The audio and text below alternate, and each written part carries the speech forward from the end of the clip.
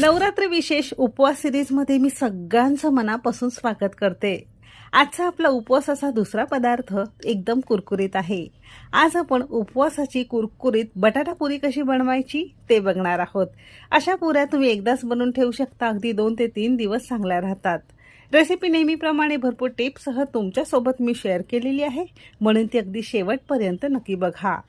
सगळ्यांना एक निवेदन आहे, तुम्हाला जर माझ्या रेसिपीज बघायला आवडत असतील तर कुकिंग तिकीट मराठी चॅनेलला सबस्क्राइब करा आणि बाजूची बेल घंटा नक्की क्लिक करा।